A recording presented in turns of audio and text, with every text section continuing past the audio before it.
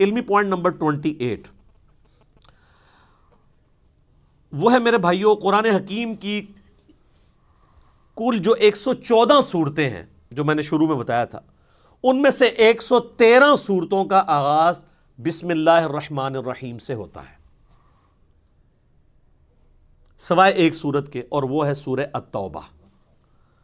اس کے آغاز میں بسم اللہ نہیں ہے،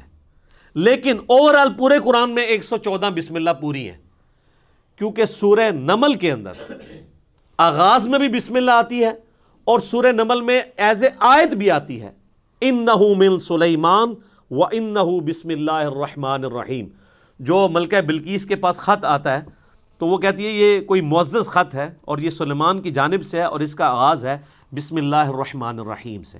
تو وہ بسم اللہ اگر آپ جوڑ لیں تو 114 صورتیں ہیں قرآن کی، اور بسم اللہ بھی 114 ہی ہیں، لیکن 113 دفعہ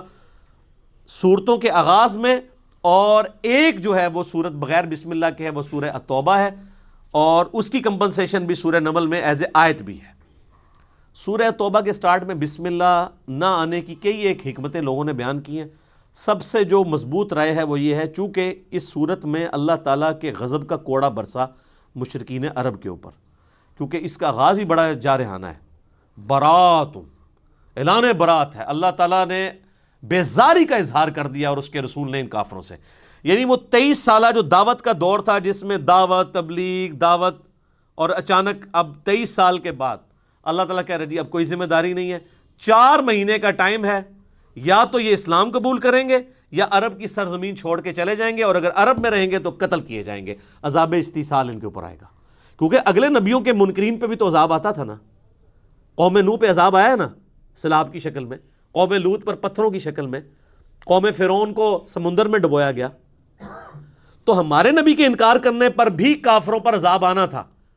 23 سال چھٹی دی کھلی۔ اس دفعہ سورہ توبہ میں آیا کہ اب عذاب کی یہ شکل ہوگی کہ مسلمانوں کی تلواریں ان پہ مسلط کی جائیں گی،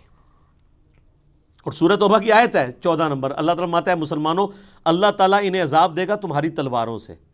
تو نبی علیہ السلام کی کیس میں عذاب استیصال بجائے چنگھاڑ اور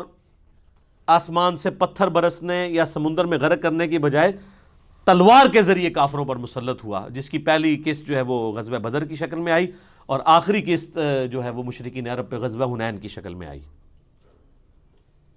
تو یہ نبی علیہ السلام کی خصوصیت ہے۔ میرا اس پہ بھی لیکچر ہے، مسئلہ 85، قرآن اور قتال، ہمارے نبی علیہ السلام کی 2 خصوصیات۔ ہمارے نبی علیہ السلام کا معجزہ بھی اگلے انبیاء سے مختلف ہے، یعنی وہ حصی معجزہ نہیں ہے دعوی نبوت والا، بلکہ قرآن ہے، اور عذاب استیصال بھی مختلف ہے، اللہ کی طرف سے نہیں ہے بلکہ قتال اور تلوار کے ذریعے مسلط ہوا۔ تو چونکہ اس کا ذکر تھا، اور یہی آج کل کافر بھی کوٹ کرتا ہے جی قرآن میں یہ دھمکی لکھی، وہ دھمکی وہ ان لوگوں کے لیے، آج کے کافروں کے لیے نہیں ہے، وہ اللہ کا عذاب ہے ان پر کہ 23 سال کے بعد اب اسلام نہیں قبول کیا، تو وہ اللہ کا کرنا ہوا کہ اسلام قبول ہی کر لیے سب نے۔ اللہ تعالیٰ نے ان کے دل اسلام کے لیے کھول دیے، وقتی طور پہ تو ڈر کے کیا تو لقاء نے، اور اللہ نے بعد میں ایمان بھی پھر استقامت دے دی لوگوں کو۔ تو اس لیے سورہ توبہ میں چونکہ اللہ تعالیٰ کی جلالی صفت ڈومیننٹ ہے، غزوہ تبوک کے اعتبار سے ایون صحابہ کرام پہ بھی بڑی یعنی سخت گرفت کی گئی ہے، ان صحابہ کے اوپر جنہوں نے سستی دکھائی،